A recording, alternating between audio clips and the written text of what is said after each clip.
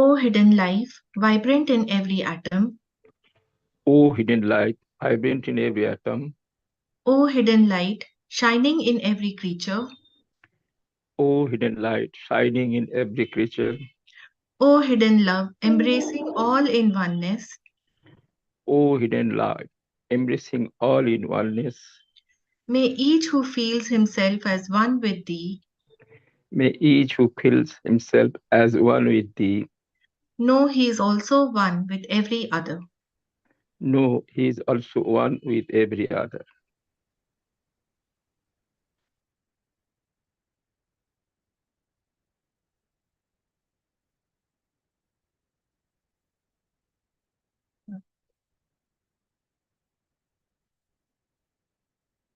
So, welcome all once again. Uh, So in our previous session, we have seen this letter number 90, which Mahatma KH has written to Hume.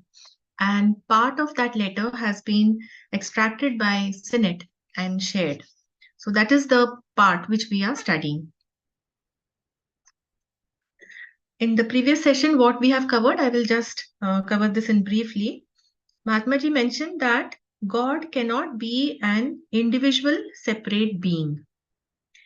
And there does not exist any moral governor of the universe.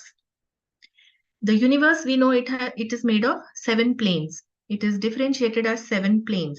And the highest 3 cosmic planes, that is, they are the most spiritualized states of the world. And no one knows by experience, not even the highest planetaries, they have any conception of that, those highest 3 states. It is motion that governs the law of the universe. So this motion, it is like the mechanical impulse which is given to the universe when it comes into being from non-being. And these laws, they propel the evolution of the universe. It is these laws which propel the evolution of the universe. It will either proceed along the correct lines or it will be directed along the deviations caused by natural causes or man-made causes. This we have seen, what are the natural causes and what are the man-made causes. Then motion is the force which is called as the unconscious Swabhavat. And it is generating its electricity, that is the cosmic electricity or the one life. So that is the force of the unconscious Swabhavat. And this force, however limitless and potent it may be, but still this force is not God, because there are men who have been able to learn the secret of this force and they have subjected it to their will when necessary. Then all the conscious beings that we see, they have this great variety of form, properties, color, shape that is due to the varying actions of these force. And by mastering and controlling the differentiations of this one force, the differentiations are like electrical, magnetic, odelic. By controlling all these forces, the physical phenomena can be produced at will, which is done by many of the adepts or the Mahatmas. Or if the adept does not want to change the physical conditions, then he can raise his consciousness to a higher level and he can create his own reality. And then Mahatma Ji mentioned that there is but one law in the universe, which is the law of harmony or the law of perfect equilibrium. So today we will see further. I will share my screen with you.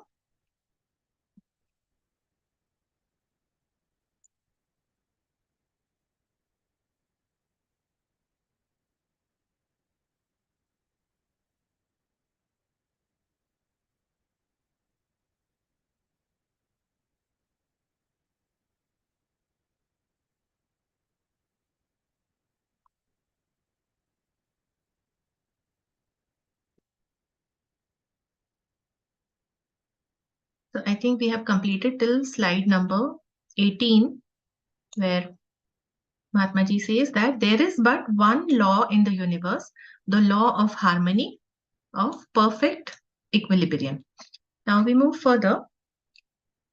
He says that then for man, Then for a man endowed with so subtle a logic and such a fine comprehension of the value of ideas in general and that of words especially, for a man so accurate as you generally are to make tirades upon an all wise, powerful, and loveful God, seems to say at least strange. Tirades means it means to make a very long, angry accusation, just like Hume was doing towards Mahatma Ji. So this Mahatma Ji is addressing to Hume.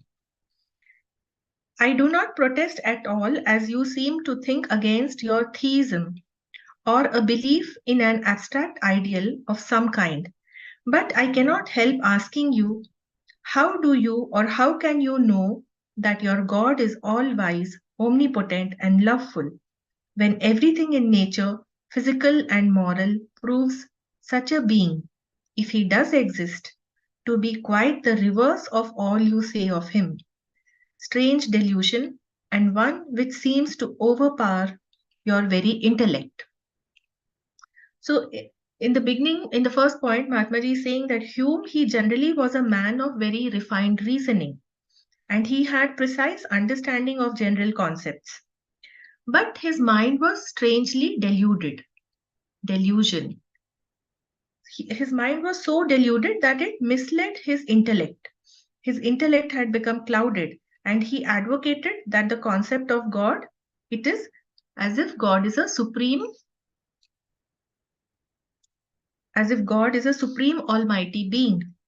Whereas Mahatma Ji explained to him in many ways that this cannot be. Then we must also examine to see ourselves. Are we under any delusion? See, delusion can be about anything. Here, Hume has this idea about God, which is a delusion. Delusion happens when the light of truth, which is coming from buddhi, it is not received by the mind. Therefore, the mind thinks something which is not true. Mind becomes the slayer of the real, and the disciple has to slay the slayer. So, delusion can be about anything. The present biggest delusion of mankind is the delusion of separateness. We think ourselves to be separate from each other. We think ourselves to be separate from God. So, that is the biggest delusion. And that is the reason of man's selfishness also. So similarly, Hume was under this delusion that God is a separate, supreme, almighty being. The difficulty of explaining the fact that unintelligent forces can give rise to highly intelligent beings like ourselves is covered by the eternal progression of cycles and the process of evolution ever perfecting its work as it goes along. Not believing in cycles, it is unnecessary for you to learn that which will create but a new pretext for you, my dear brother, to combat the theory and argue upon it ad infinitum. So we have all heard about this theory of evolution in cycles. Theosophy teaches us that this whole order of nature, it progressively marches towards a higher life, and that there is design in the action of seemingly blindest force. They are not blind forces, it is all by design. And the whole process of evolution, we can see so many adaptations happening in nature. So, with all these endless adaptations, it is proof of this, that this evolution is happening by design.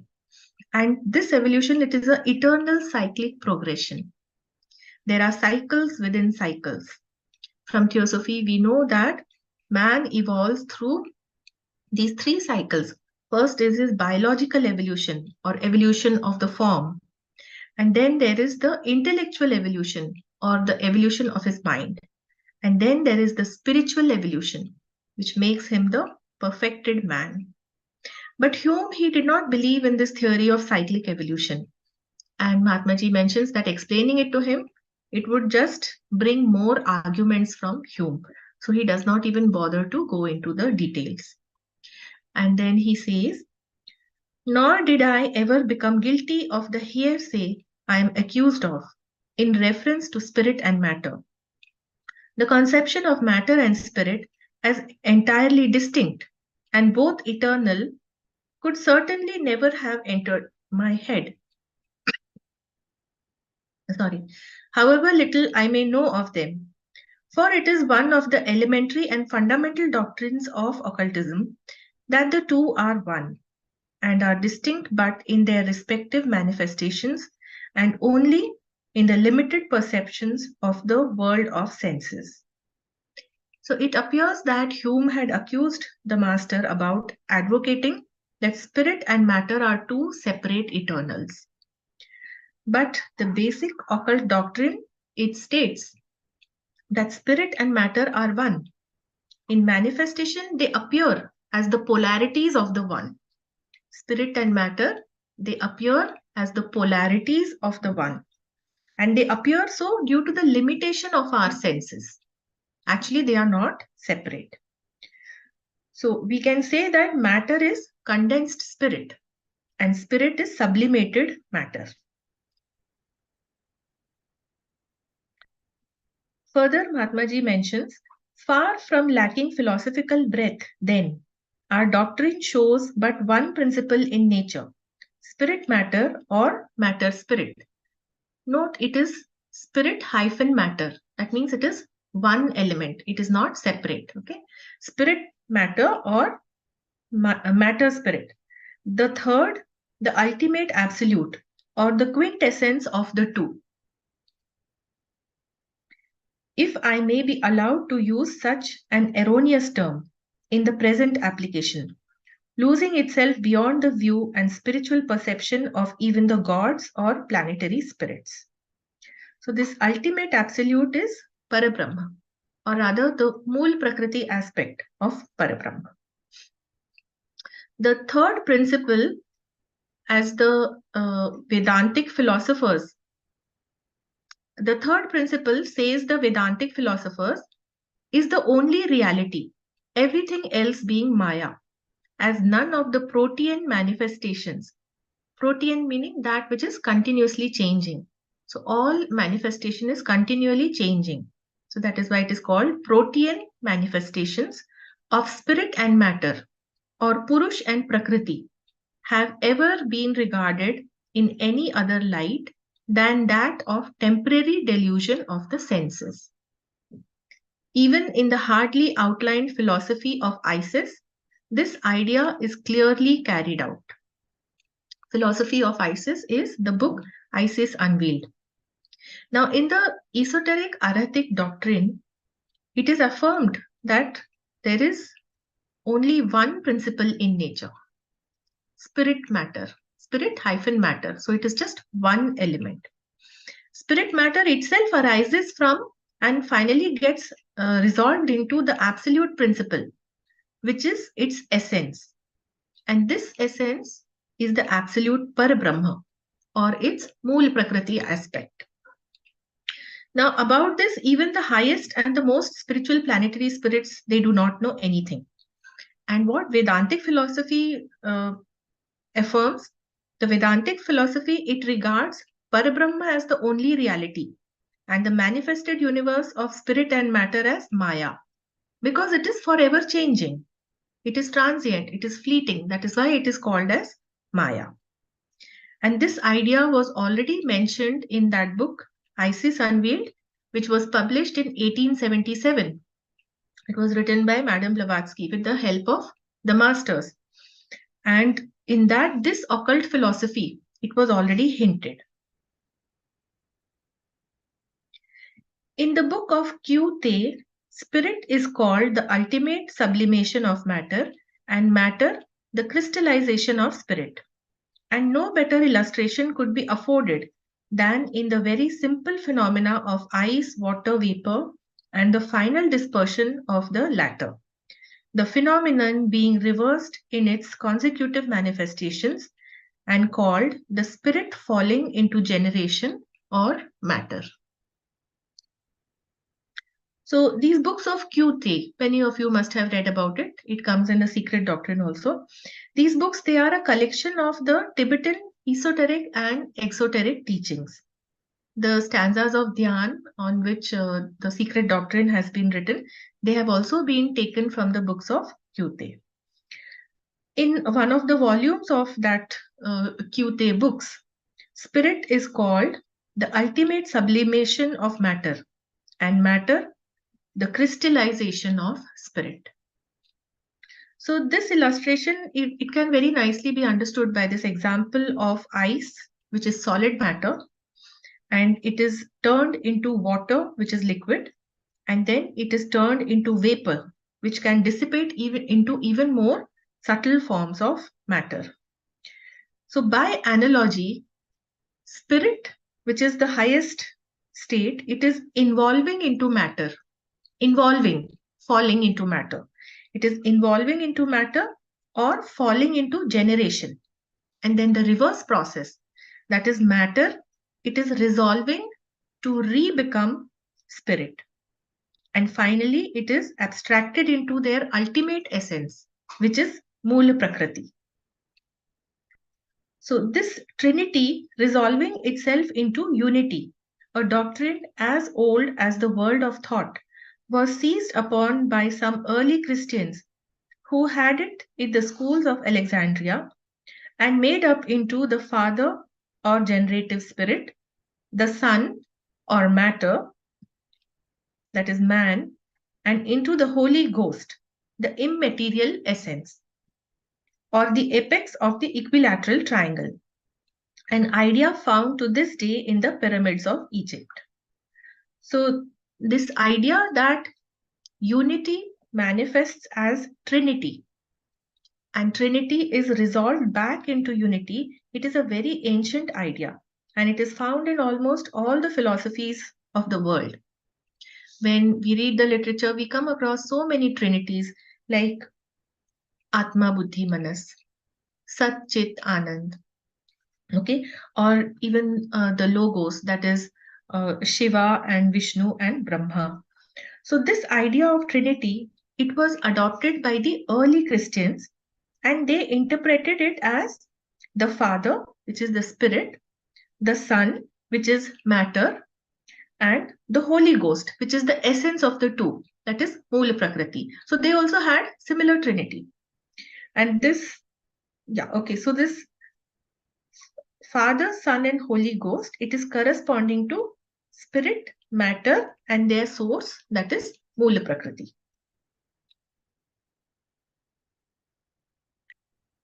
Your idea that matter is but the temporary allotropic forms of spirit, differing from it as charcoal does from diamond, is as unphilosophical as it is unscientific from both the Eastern and Western points of view. This was Hume's view. That his view was that matter is only a allotropic form of spirit. What is allotropic? Allotropic in chemistry, it means that two or more substances which have the same chemical composition, but they have different physical structure. For example, carbon has three allotropes. Diamond, coal, and graphite. They are all allotropes of carbon. Okay, but considering matter as an allotropic form of spirit, Mahatmaji says it is not only unphilosophical, it is also unscientific. Charcoal being but a form of residue of matter. Charcoal is what? When you burn the wood and then those black chunks which are remaining, that is charcoal. Coal is something different. Coal is a mineral which is naturally occurring in the depths of the earth. Charcoal is what you get when you burn the wood, those black chunks. So charcoal being but a form of residue of matter, while matter per se is indestructible, and as I maintain, co-eval with spirit. That spirit which we know and can conceive of. So matter is eternal. Matter is what? Abstract matter, that is Mool Prakriti. So matter is eternal and it is co-eval with spirit. Co-eval means spirit and matter, they have the same origin. They are manifested at the same time. Okay. In fact, truly speaking, spirit and matter are one. They seem distinct only in manifestation due to our limited perception of our senses.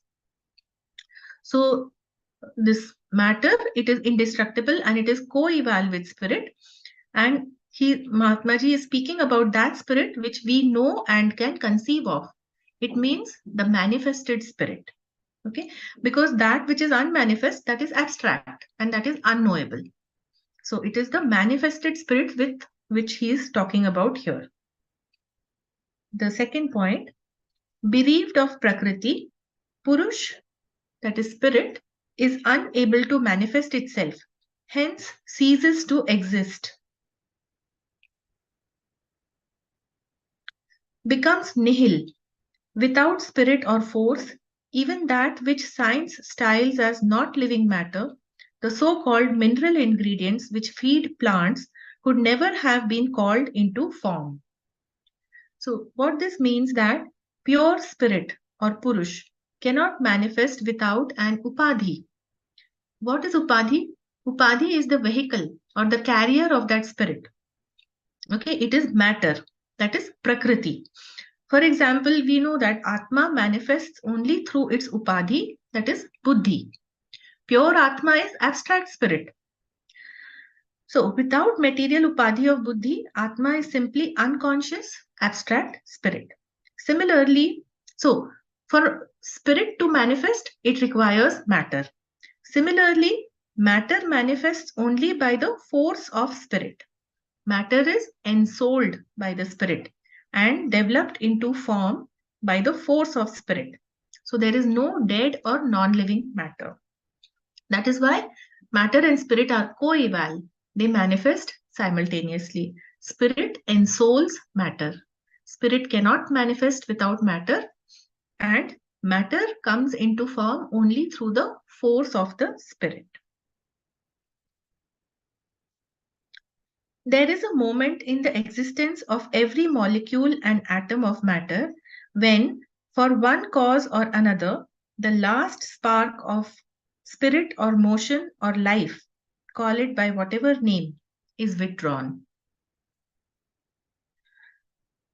And in the same instant, with the swiftness that surpasses that of the lightning glance of thought, the atom or molecule or an aggregation of molecules is annihilated to return to its pristine purity of intracosmic matter.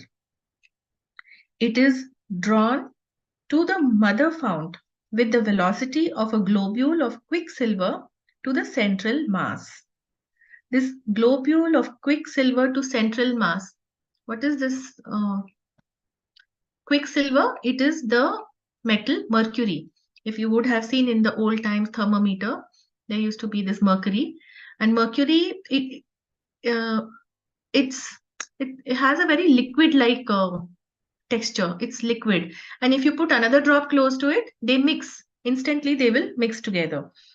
So he's comparing it how that force, how the molecule is annihilated with that speed. We know that this universe, it unfolds on the eternal and boundless plane of Mool Prakriti. Okay, Mool Prakriti, we know it is abstract matter. So that is the mother fount. And in manifestation, spirit and matter, they manifest together, they are co-eval, and matter gets ensouled by spirit. So that is their manifestation. Matter has to be ensouled by the spirit, then only that manifestation is there. When we have seen the gradual process of manifestation of the universe, that is called the Hiranyagarbha. That is the first manifestation from abstract into objectivity. So the manifested spirit is same as motion, which is inherent in matter. This motion, it is also called one life, which is pervading the matter. So one life pervading matter is nothing but the spirit ensouling matter, or the motion that is there inherent in matter. If the spirit withdraws from matter, now we are speaking of the conditions of pralay. So we can understand how pralay happens. If the spirit withdraws from matter, then instantly matter becomes abstract. Because for the matter to come into objectivity, it has to be ensouled by the spirit. or by the one life, or call it motion. Okay. So if that spirit is withdrawn from matter, matter cannot remain in manifestation. It cannot remain in objectivity. It becomes abstract again, which means it is resolved back into Mool Prakriti, the mother fount. And that happens instantaneously, doesn't take time. Okay. Then, next point. Matter, force, and motion are the trinity of physical objective nature, as the trinitarian unity of spirit matter is that of the spiritual or subjective nature. So, again, we are talking about the trinity. Here on our physical plane, the objects are made of physical matter, that is, atoms and molecules, which are held together by force.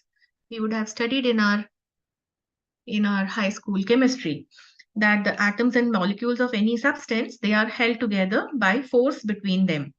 Moreover, these molecules and atoms and the subatomic particles also, they are in constant motion.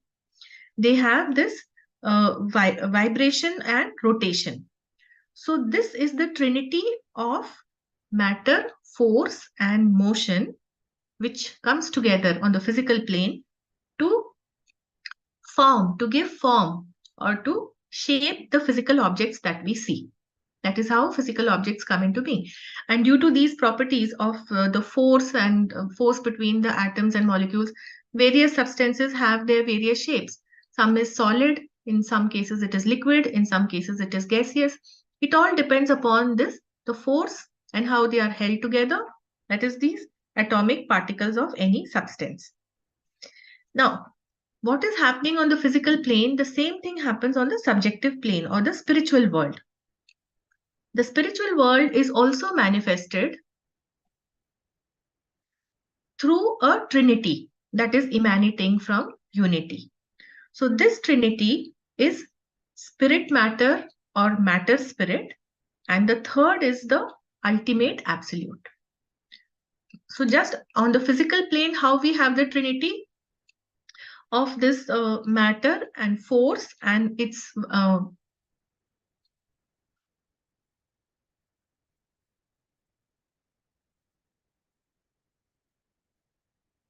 matter, force, and motion on the physical plane. Similarly, in the subjective world also, we have the trinity of spirit, matter, and its essence, which is the ultimate absolute, or the quintessence of the two.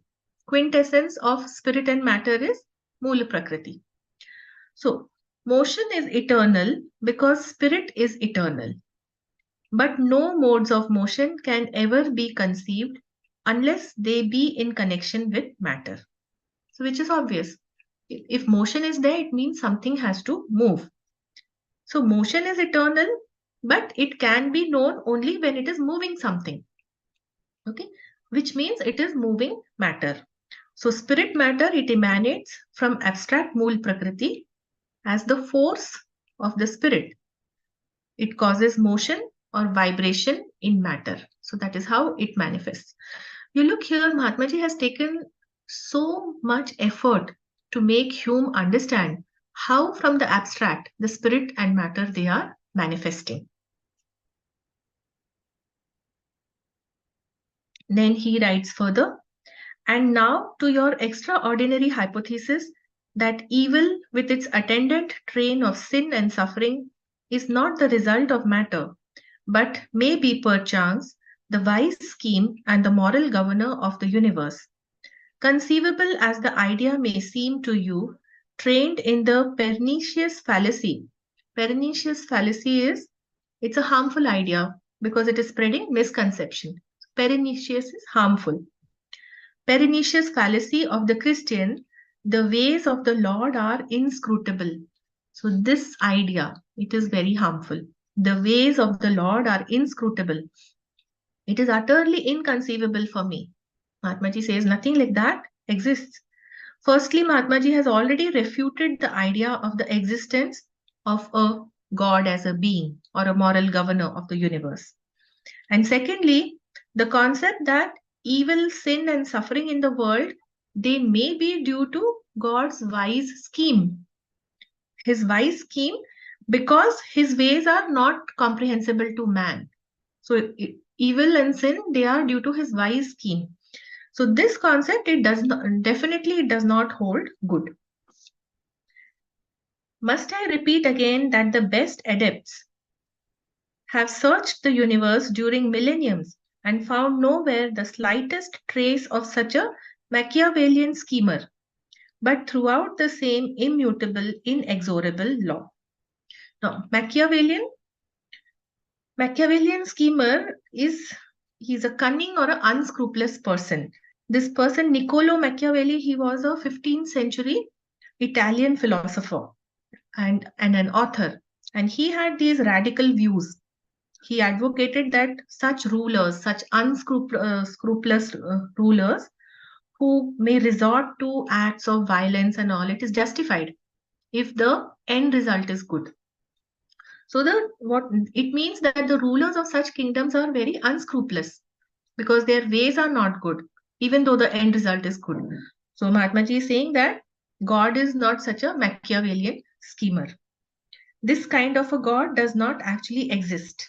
The high adepts, all the high planetaries, the high adepts, they have confirmed by their investigation and exploration throughout millenniums that there is no such being in the entire universe, and everywhere in nature only the same universal law persists. That law, it cannot be prevented or stopped. You must excuse me, therefore, if I positively decline to waste my time over such childish speculations. It is not the ways of the Lord, but rather those of some extremely intelligent men in everything but some particular hobby that are to me incomprehensible. So, this definition of such kind of a God, it was the doing of those clever people, mostly the clergy of that time, the people of the church at that time, who wanted to exercise control over the common people by keeping them in fear. So they kept saying that, oh, you cannot understand the ways of the Lord, and whatever is happening, sin or evil, it is all for the good of everybody. Okay. Now, see, this kind of dogma and this kind of superstition and fear, by making people have fear of a creator or of a god, this existed in all religions. That is how the religions started deteriorating. It happened in Hinduism also. Anyway, so Mahatma Ji mentions further in the letter, as you say, this need make no difference between us personally, but it does make a world of difference if you propose to learn and offer me to teach.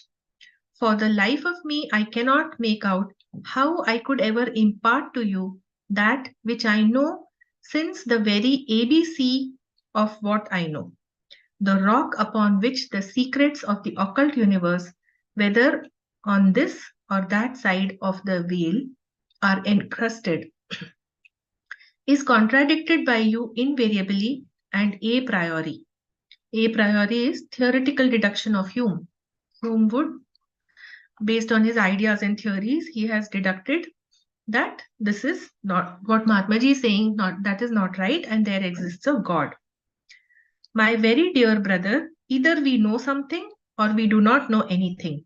In the first case, what is the use of your learning, since you think you know better? In the second case, why should you lose your time? Okay, so if he has such set ideas, then what is the point in learning? So these words of Mahatma Ji, they clearly they point to the fact that if we stubbornly stick to our preconceived notions, to our own prejudiced and biased ideas, which are contrary to the very foundation of the occult esoteric science, then we cannot hope to climb this ladder to the divine wisdom. When we develop in the golden stairs, HPB says, when we develop a loyal sense of duty to the teacher, a willing obedience to the behests of truth, when we place our confidence in the teacher, and we believe that that teacher is in possession of the truth. Only then the teacher can give and we can receive advice and instructions. So else it is a sheer waste of time. So this is exactly what Mahatma Ji is telling Hume. If you think you know better, then what is the point in us giving you any teachings? You say it matters nothing whether these laws are the expression of the will of an intelligent, conscious God as you think, or constitute the inevitable attributes of an unintelligent, unconscious God as I hold. I say it matters everything. And since you earnestly believe that these fundamental questions of spirit and matter, of God or no God, are admittedly beyond both of us, in other words, that neither I nor yet our greatest adepts can know no more than you do, then what is there on earth that I could teach you? So, this whole esoteric doctrine, which is based on the truth of existence of spirit and matter, and how that spirit and matter becomes manifested, that we have seen in the last 2-3 slides, how the spirit and matter, it becomes manifest. So if Hume could not agree with this fundamental proposition, and he thought that the greatest adepts did not know any more than he knew, then clearly there was nothing that Mahatma Ji could teach him. Because this is the basic, in fact, this is the first fundamental proposition in the proem of the secret doctrine. So if this proposition itself is not agreed upon or not accepted by Hume, and the entire secret doctrine is based upon this proposition, so there is no point in giving any teaching to Hume. You know that in order to enable you to read, you have first to learn your letters. Yet you want to know the course of events before and after the pralayas, of every event here on this globe, on the opening of a new cycle, namely a mystery imparted at one of the last initiations, as Mr. Sinnett was told. For my letter to him upon the planetary spirits was simply incidental, brought out by a question of his. So we know this like any other subject. In school or college, whatever subjects we study, just like any other subject, in the esoteric doctrine also, the basic laws and the foundational truths, they must be studied first, before one can delve deep into studying the cycles of time and the cycles pertaining to Pralay and Manvantar. So they are very advanced concepts. Before that, we have to learn the basic and the foundational truths. So Sinnett has asked something about the planetary spirits, and the Mahatma had said to him, so that is what he has written further. What Mahatma Ji said to Sinnett, there are 1,000 questions I will never be permitted to answer, and it would be dodging were I to answer you otherwise than I do. I tell you plainly, you are unfit to learn, for your mind is too full, and there is not a corner vacant from whence a previous occupant would not arise to struggle with and drive away the newcomer. Therefore, I do not evade. I only give you time to reflect. I only give you time to reflect and deduce, and first learn well what was already given you before you seize on something else. These statements are very important. We must take a moment to reflect.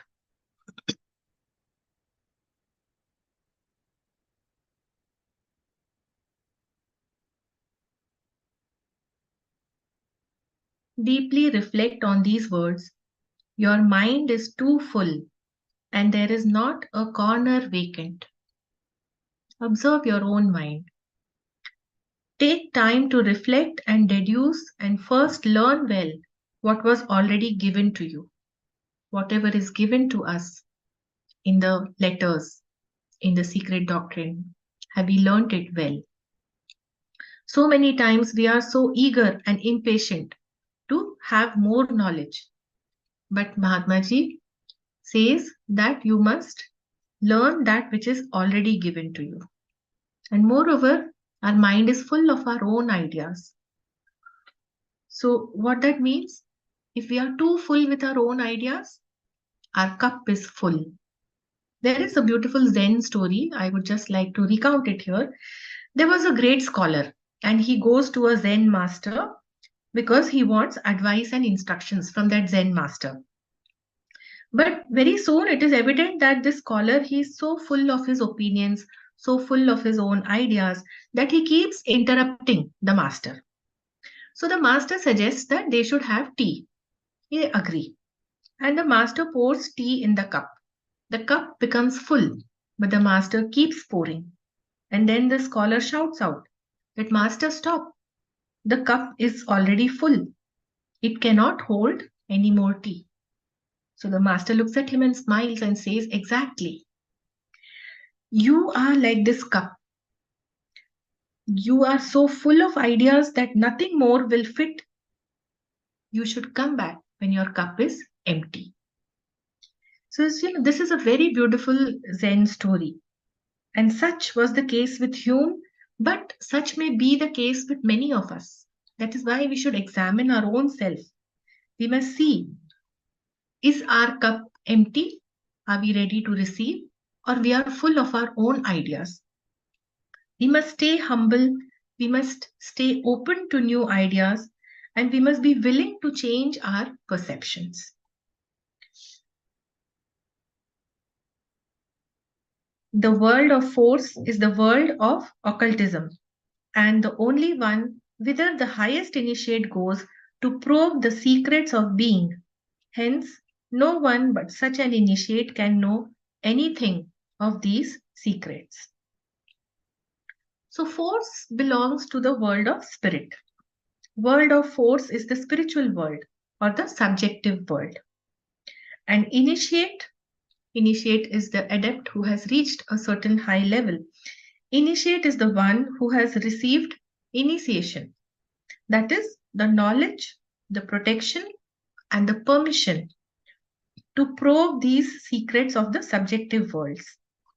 And then he can safely investigate, experiment, and know for a living fact these unrevealed occult secrets of nature. And thus his own powers, they unfold. His consciousness, it unfolds. So guided by his guru, the Chela first discovers this world, then its laws, then their centrifugal evolutions into the world of matter. To become a perfect adept takes him long years, but at last he becomes the master. So a Chela has to progress step by step, beginning from his immediate physical world. And he has to learn the laws of the physical world, their centrifugal evolutions. Centrifugal evolution means the evolution from within, without. Centrifugal force, it acts from the center to the periphery. Centripetal is opposite. It acts from outside to the inner center.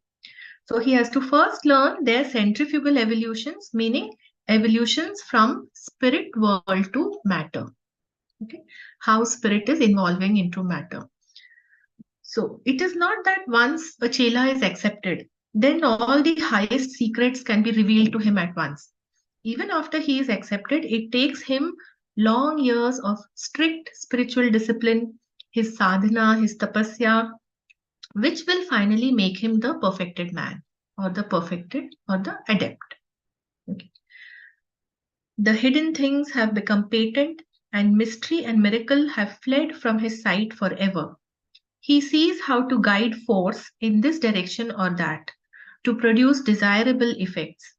The secret chemical, electric, or odic properties of plants, herbs, roots, minerals, animal tissue are as familiar to him as the feathers of the birds are to you. Because Hume was an ornithologist who studied birds. So just like he knew the feathers of the birds, an adept, he knows all these things, the secrets of nature. The occult side of nature, it is plainly known to the adept. or the Siddh Mahatma. And to the lay person, it might seem like a miracle because they are ignorant of these occult laws. But to the adept knows there is no miracle. It is simply the working of the occult powers as per the laws of nature. So nothing happens by chance or haphazardly or as a chaos. It always happens according to the laws of nature. And the adept, he can guide this power by his will and his thought. And he can produce beneficent effects, effects which are beneficial to everybody.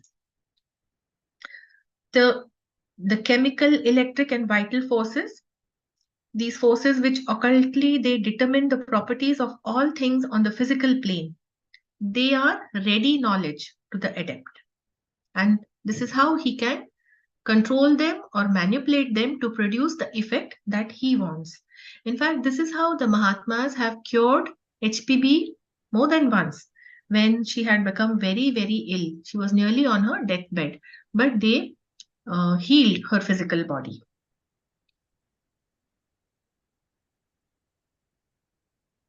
No change in the etheric vibrations can escape him.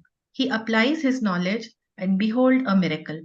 And he who started with repudiation of the very idea that miracle is possible is straightway classed as a miracle worker and either worshipped by the fools as a demigod or repudiated by still greater fools as a charlatan. So we know that everything is septenary in the universe.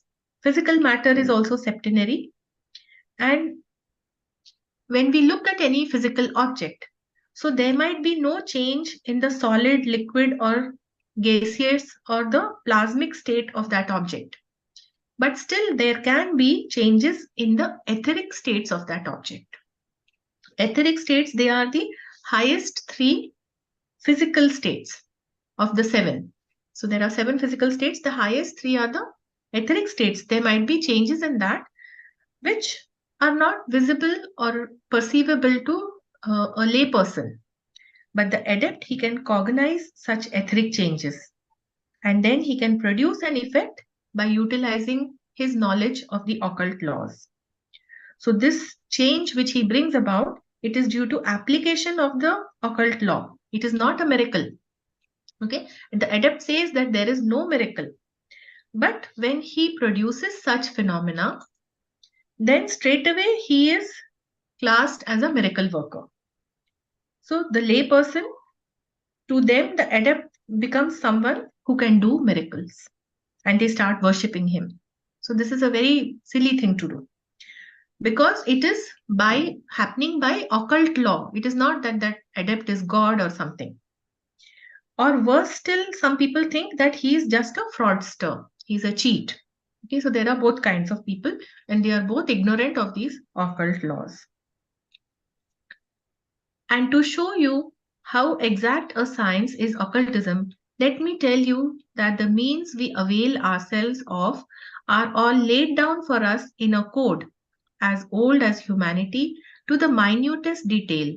But every one of us has to begin from the beginning, not from the end. You can't begin from the end, begin from the beginning. Okay. So occultism is a precise science, and perhaps Mahatma Ji is referring to the secret books of Kyute, in which these books are of great antiquity.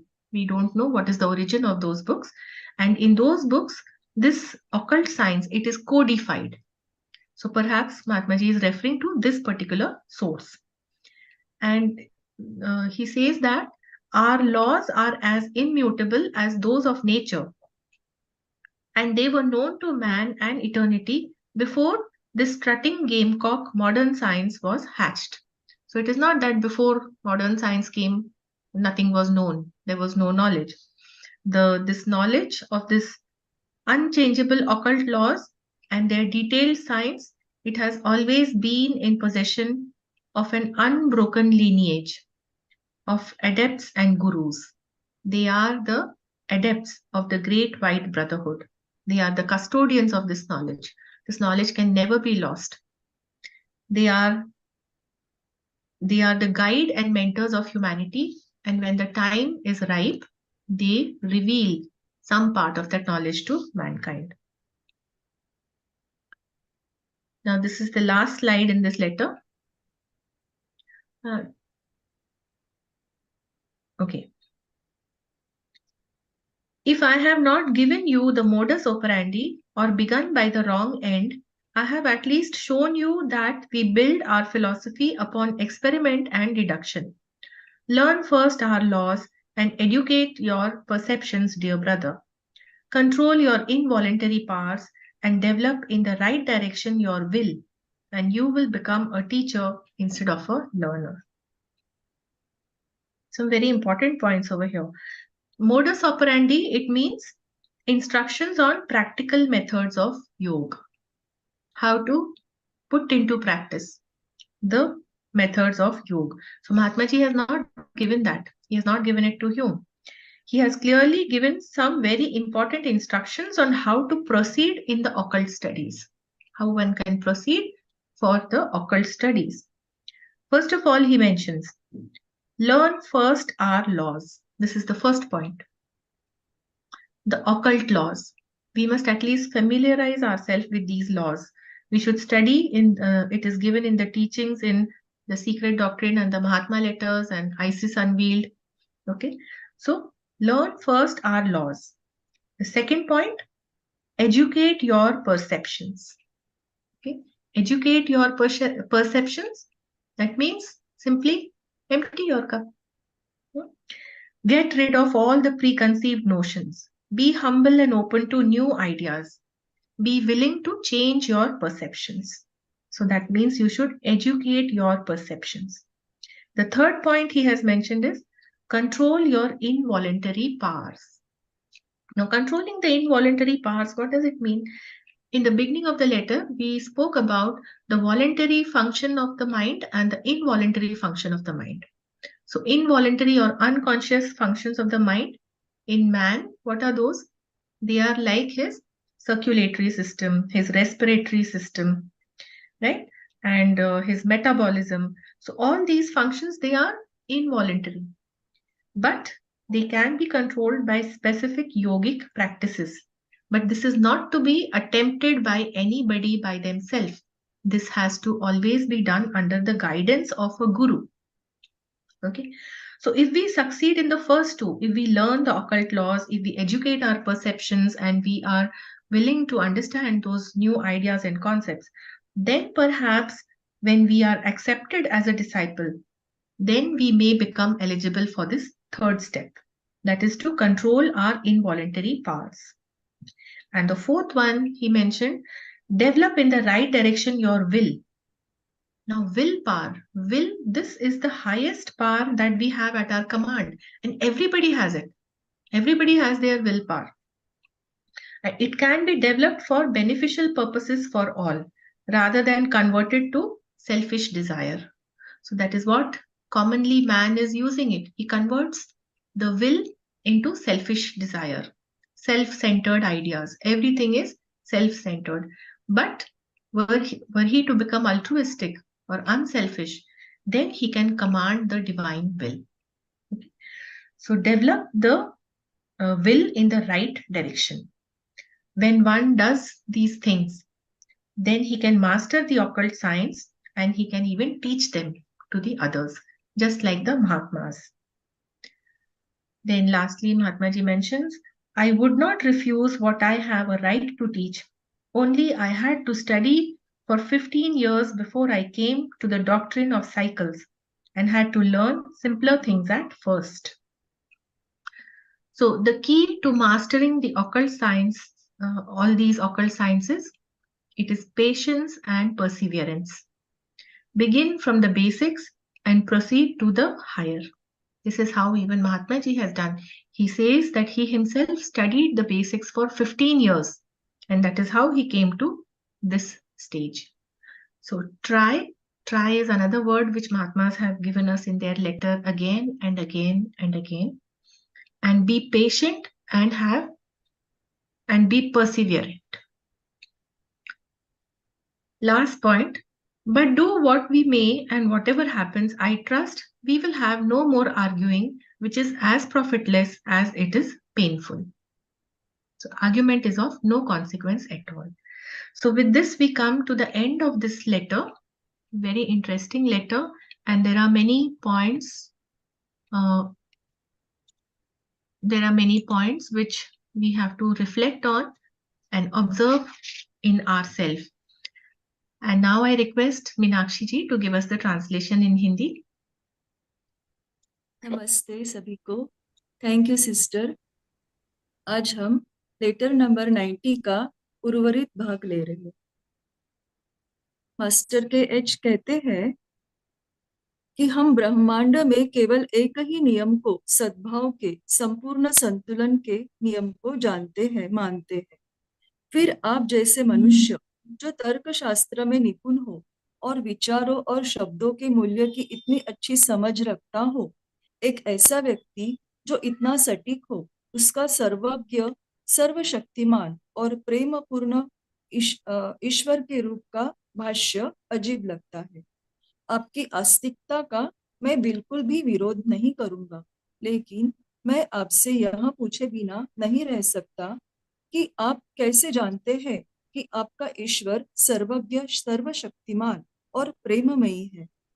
यदि वह मौजूद है, प्रकृति की हर चीज भौतिक और नैतिक यदि ऐसे अस्तित्व को साबित करती है, तब आप उसके बारे में जो कुछ भी कहते हैं, यह उसके बिल्कुल विपरीत क्यों है? अजीब भ्रम है और ऐसा लगता है मानो यह आपके मन पर हावी हो गया है. अनइंटेलिजेंट फोर्सेस हमारे जैसे अत्यधिक बुद्धिमान जीवों को उत्पन्न करती है. इस तथ्य को समझने की कठिनाई इस तरह से सुलझेंगी कि निरंतर प्रगति और विकास की प्रक्रिया जैसे जैसे आगे बढ़ती है, अपना कार्य पूर्णत्व की ओर ले जाती है. प्रकृति और पुरुष संपूर्णतः भिन्न है और दोनों शाश्वत है. यह अवधारणा निश्चित ही मेरे दिमाग में कभी नहीं आई, चाहे उनके बारे में मैं बहुत कम जानता हूँ, क्योंकि यह गुह्य विद्या के प्राथमिक और मूल सिद्धांतों में से एक सिद्धांत है कि दोनों एक ही है और केवल अपनी अपनी अभिव्यक्तियों में और इंद्रियों के अधीन भौतिक जगत के सीमित धारणाओं में वे भिन्न है. दार्शनिक दृष्टिकोण की कमी से कोसों दूर हमारे सिद्धांत सृष्टि के केवल एकमात्र तत्व को दर्शाते हैं. पर पुरुष प्रकृति या प्रकृति पुरुष, तीसरा परब्रह्म, या दोनों का सार तत्व है. यह ईश्वर या प्लैनेटरी स्पिरिट्स की कल्पना और आध्यात्मिक धारणा से परे है. यह तीसरा तत्व ही एकमेव सत्य है, सत है, ऐसा वेदांतियों का मानना है. बाकी सब कुछ माया है, जैसे कि पुरुष और प्रकृति की किसी भी परिवर्तनशील अभिव्यक्ति को इंद्रियों के अस्थायी भ्रम के अलावा किसी अन्य प्रकाश में नहीं माना गया. यहाँ तक कि आइसिस में जो थोड़ा बहुत तत्वज्ञान दिया गया है, उसमें भी यह विचार स्पष्ट रूप से दर्शाया गया है. क्यूते की पुस्तक में स्पिरिट को प्रकृति का परमोच्च अमूर्त स्वरूप कहा जाता है और प्रकृति को पुरुष का मूर्त स्वरूप कहा जाता है. बर्फ, पानी, भाप और आखिर में भाप के प्रसारित होने की प्रक्रिया, इससे बेहतर कोई उदाहरण नहीं दिया जा सकता है. इस प्रक्रिया को इसके क्रमवार प्रकटीकरण में उल्टा कर दिया है और इसे पुरुष का उत्पत्ति, निर्माण या प्रकृति में अवरोहण कहा जाता है. यह ट्रिनिटी स्वयं को एकत्व में स्थापित कर रही है, एक ऐसा सिद्धांत जो विचार के जगत जितना पुराना है.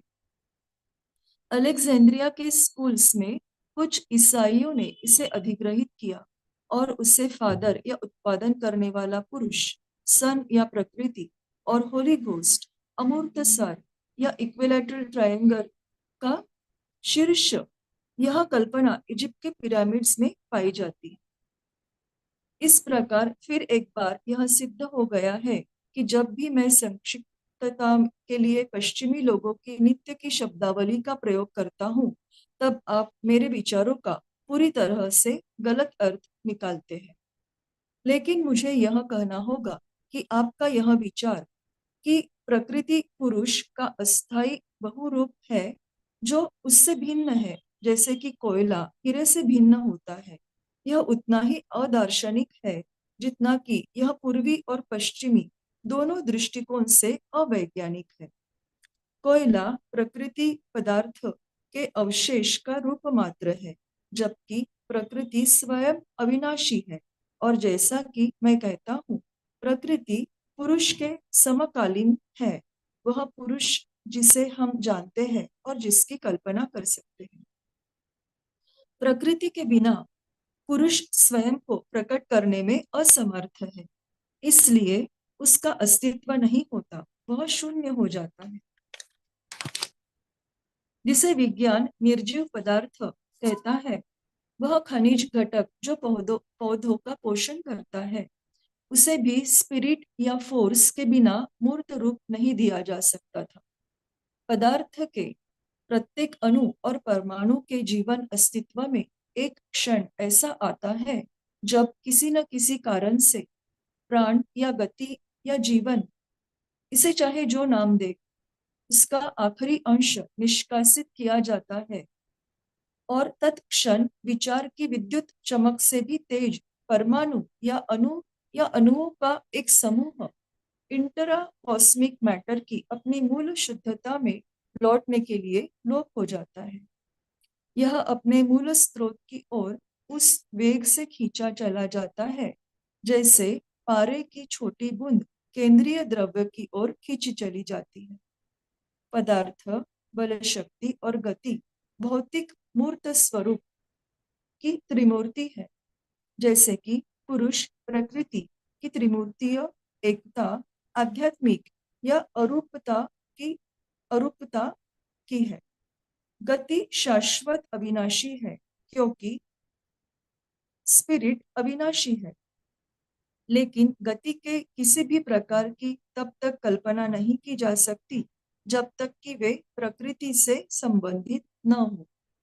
और अब आपके असाधारण अनुमान पर गौर करें कि पाप और पीड़ा की श्रृंखला के साथ बुराई पदार्थ के परिणाम स्वरूप नहीं है, बल्कि संभवतः ब्रह्मांड के नैतिक नियंत्रक शासक की विचारशील योजना है। ईसाइयों की विघातक भ्रांति में प्रशिक्षित आपको प्रभु की कार्यप्रणाली गूढ़ होती है, यह विचार योग्य लगता हो, लेकिन मेरे लिए यह बिल्कुल ही अकल्पनीय है। मुझे फिर से यह दोहराना चाहिए कि युगों से महान सिद्ध पुरुषों ने ब्रह्मांड का अन्वेषण किया है और कहीं भी ऐसे कूटनीतिपूर्ण योजनाकार की जरा सी भी निशानी नहीं पाई है, बल्कि सर्वत्र वही अपरिवर्तनीय अटल अनिवार्य नियम पाया है। इसलिए यदि मैं ऐसी बचकानी अटकलों पर अपना समय बर्बाद करने से इनकार करता हूँ, तो मुझे आप माफ करें। यह the ways of the Lord नहीं है, बल्कि कुछ अति बुद्धिमान वाक्यों के विशेष शौक है जो मेरी समझ से बाहर है। आप कहते हैं कि इससे हमारे बीच व्यक्तिगत रूप से कोई अंतर नहीं हो सकता, लेकिन अगर आप मुझे सिखाने की पेशकश करते हैं तो इससे बहुत फर्क पड़ता है। मेरे प्रारंभिक ज्ञान से लेकर जो कुछ भी मैं जानता हूँ, जो गूढ़ जगत के रहस्यों की आधारशिला है, चाहे आवरण के इस पार या उस पार अंकित है, उसे मैं आपको कैसे बताऊं? यह मैं अब तक समझ नहीं पाया हूँ। आपके द्वारा हमेशा से खंडन किया गया है। माय वेरी डियर ब्रदर, या तो हम कुछ नहीं जानते हैं या कुछ नहीं जानते। सॉरी, या तो हम कुछ जानते हैं या कुछ नहीं जानते। यदि हम कुछ जानते हैं, तब आपके सीखने का क्या लाभ, क्योंकि आपको लगता है कि आप बेहतर रूप से जानते हैं। यदि हम कुछ नहीं जानते, तब आपको अपना समय क्यों बर्बाद करना चाहिए?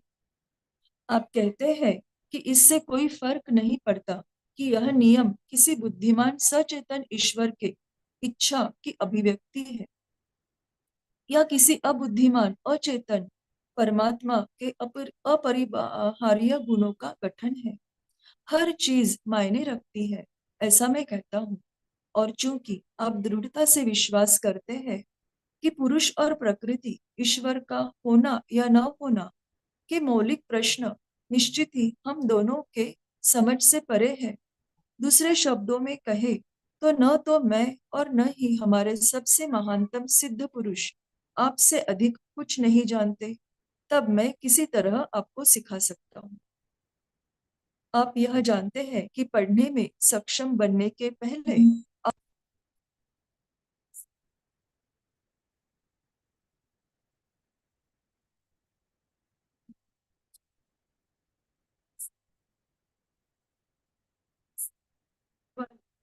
आप के बारे में जानना चाहते हैं, अर्थात अंतिम दीक्षाओं में से एक में जो रहस्य प्रदान किया जाता है उसके बारे में जानना चाहते हैं।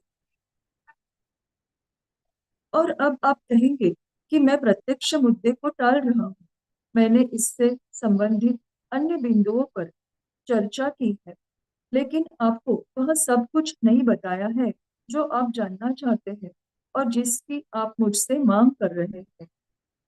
हमेशा की तरह मैं टाल रहा हूँ। आपका खंडन करने के लिए मुझे माफ करें, लेकिन ऐसा कुछ भी नहीं। ऐसे हजारों प्रश्न हैं जिनका उत्तर देने की मुझे कभी अनुमति नहीं दी जाए, और यदि मैं आपको उत्तर देता भी हूँ तो वह चकमा देने जैसा होगा।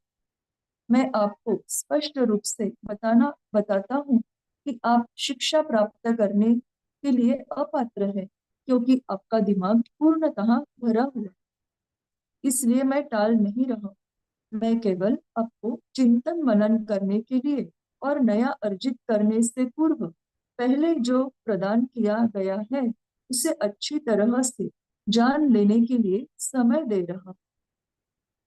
वर्ल्ड ऑफ फोर्स यह गुह्य विद्या का जगत है, और जहाँ अस्तित्व के रहस्यों का अन्वेषण करने केवल सर्वोच्च दीक्षित ही जाते हैं।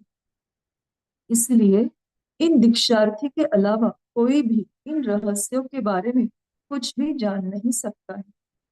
अपने गुरु के मार्गदर्शन में चेला सर्वप्रथम इस जगत की खोज करता है, फिर इसके नियमों की, फिर भौतिक जगत में उनके केंद्र से दूर जाने वाले सेंट्रीफ्यूगल इवोल्यूशन विकास की खोज करता है। एक परिपूर्ण सिद्धयोगी बनने के लिए उसे कई वर्ष लग जाते हैं, लेकिन अंततः वह सिद्ध पुरुष बन ही जाता है।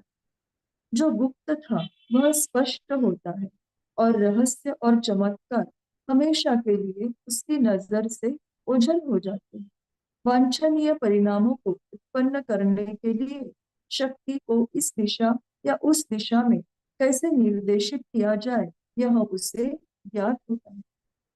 पौधे, जड़ी बूटियां, जड़ें, खनिज, जानवरों के मांस तंतु, इनके गुप्त रासायनिक, विद्युत या ओदिक गुणधर्मों से वह उतना ही परिचित है जितना कि आपके पक्षियों के पंखों से आप परिचित। इथरिक वाइब्रेशंस में हुए परिवर्तन से वह अवगत रहता है। वह अपना ज्ञान लागू करके चमत्कार को देखता है। चमत्कार संभव है, इस मान्यता को जिसने नकारा उसे ही चमत्कार दिखाने वाला मानकर या तो मूर्खों द्वारा उसे दैवी के रूप में पूजा जाता है, या उससे भी अति मूर्खों द्वारा एक ढोंगी के रूप में अस्वीकार कर दिया जाता है।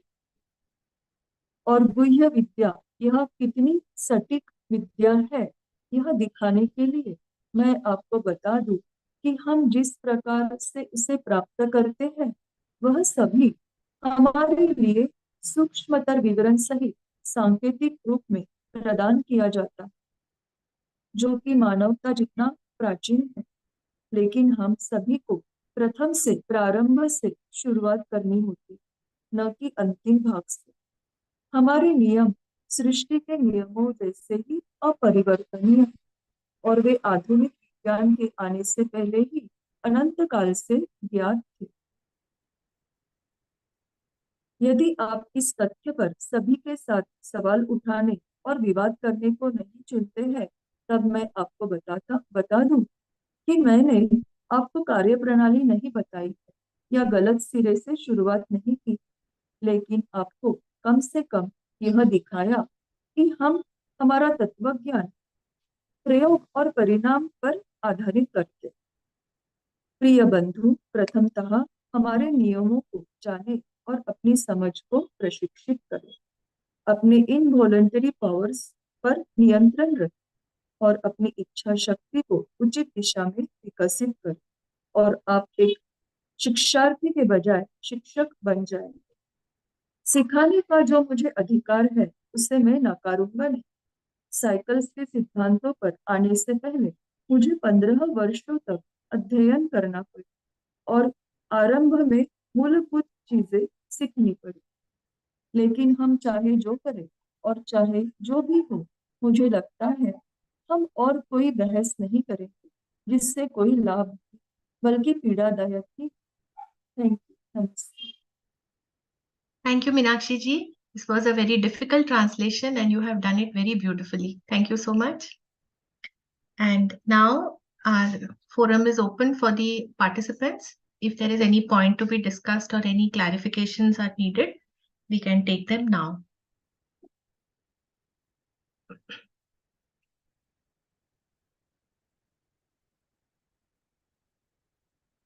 I can make one suggestion that after reading this letter, it will be easy to go through the proem of the Secret Doctrine Volume 1. So if all of you are really interested in understanding these points in more detail, then you can go through that proem. Shinde sir, would you like to add something?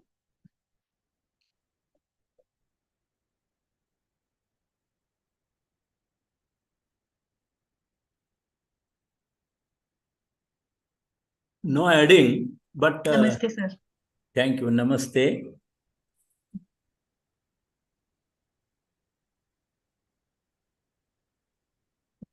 No adding, but you have in-depth explained very well. And there are many basic concepts here.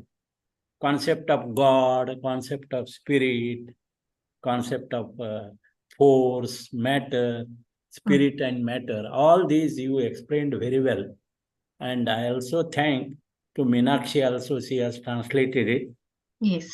In fact, I remember here, just to mention, a young theosophist once asked H.P. Blavatsky, what is the most important thing necessary in the study of theosophy? And H.P.B. replied, common sense, a sense of humor, and a more common sense. See, this is how we have to understand, we have to convince ourselves what is matter, what is spirit, what is God. Actually, breath is the spirit of God. And matter and energy and spirit, all this, it is essential to convince oneself through whatever knowledge we get. And as you said rightly, Master KH has tried a lot to convince the intellectual people like AP Senate. Yes. And where we are lacking is in this common sense. Otherwise, God, to me, God is a beautiful flower, its colors, its fragrance, its what we can say, the delicacy. The God is that which we can say, because he is manifested everywhere. So convince yourself and go a step ahead. That is what kind of common sense we need. And that is what I want to add in this. Otherwise, it will become a simply debate. You can argue like anything in such matters. Yes. And that was the difficulty to KH also in those days. Now it has become very easy to understand, use our sharp intellect and also the common sense. That is what I want to just add in this. Otherwise, you have explained very well. No doubt is there. Thank you. Thank you, sir. Thank you. Any participant wants to ask any doubt or add anything, their point of view? No, then we can bring this session to a close. Yes, Sheetalji? Yes, sir. Namaste. Namaste. Actually, yes, it is said that there is tremendous power in prayers. So, who responds to these prayers then? Panchamahabhut or our own self or matter around us or spirit matter around us? Who responds? Who responds?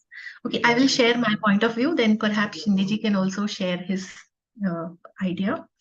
I think prayer, how ardently we pray. So it is a manifestation of the power of our thought. That is our higher self. If we have that purity, if we have the earnestness and sincerity, then it is our thought which is manifesting, our higher self that manifests it. So there is no separate creator who's going to listen to the prayer and manifest it. So this is what I feel. And Shindeji can add what he thinks about the view of prayer in Theosophy.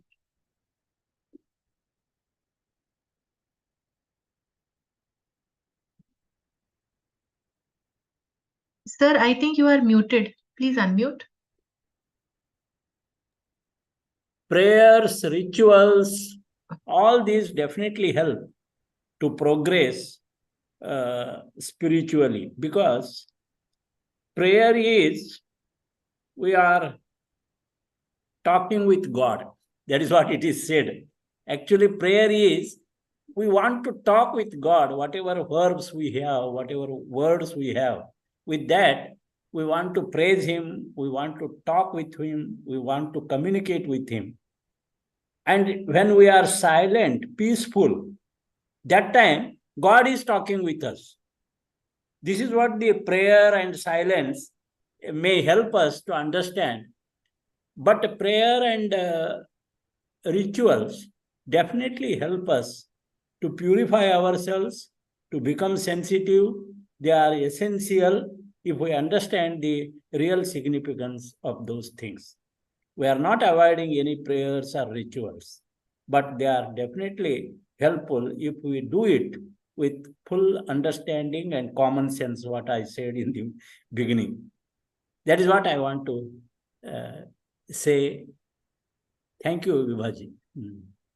Thank you, sir. Yes, Sheetalji.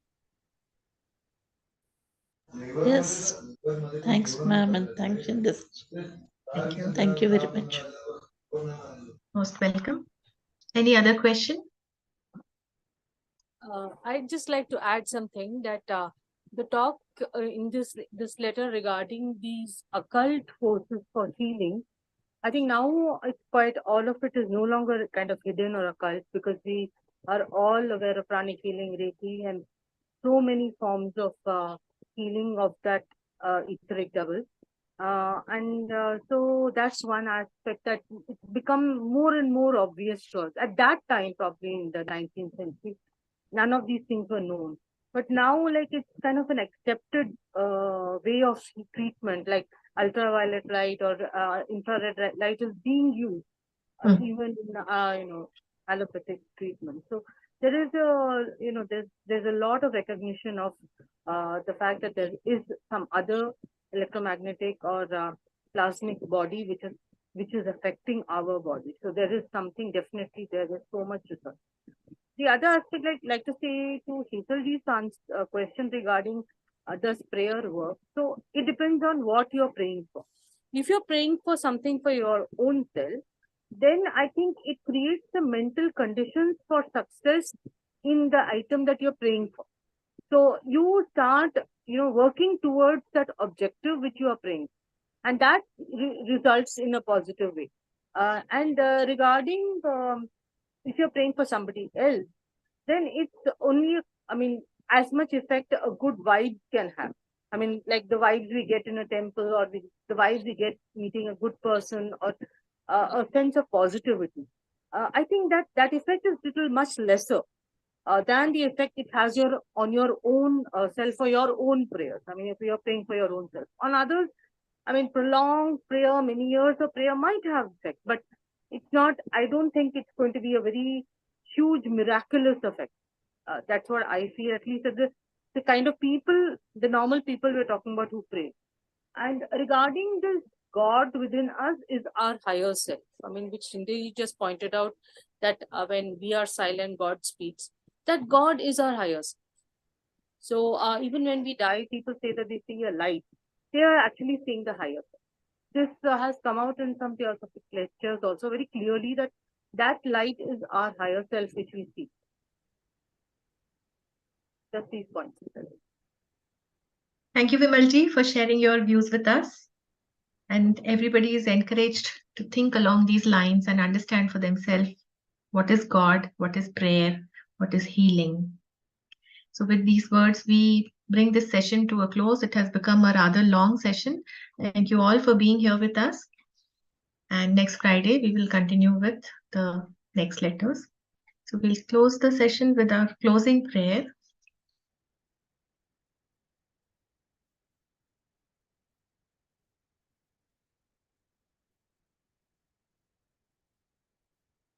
Om Asato Ma Sadgamaya Tamso Ma Jyotirgamaya Mrityorma Amritam Gamaya. Om Sarvesham Swastirabhavatu Sarvesham Shantirabhavatu Sarvesham Purnam Bhavatu Sarvesham Mangalam Bhavatu Lokaha Samasta Sukhino Bhavantu Sarve Bhavantu Sukhinah Sarve Santu Niramaya Sarve Bhadrani Pashyantu Ma Kaschid Dukhabhag Bhavet. Om Shanti Shanti Shanti. Namaste and thank you all for joining.